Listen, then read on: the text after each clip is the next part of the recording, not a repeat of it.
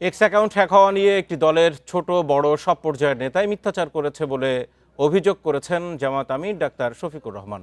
বলেন, মূল অভিযুক্তকে গ্রেপ্তারের মাধ্যমে প্রমাণিত হয়েছে সত্য কখনো চাপা থাকে না।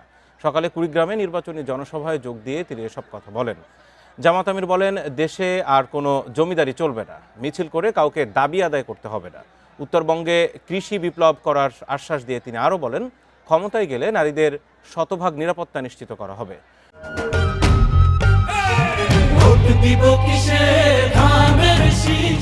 কুড়িগ্রামে নদী শাসন করে যে টাকা বিদেশে পাচার করা হয়েছে তা ফেরত আনার আশ্বাসও দেন জামাত ইসলামের আমির। প্রতীক আছে কোন সে প্রতীক? এসআইডি হ্যাক করে যা তাই এখান থেকে চালাই দিছে, আর এমনি একটা দল ঝাঁপায়া পড়ছে, তাই রে নাই রে নাই রে বলে গান শুরু করে দিছে। লজ্জা!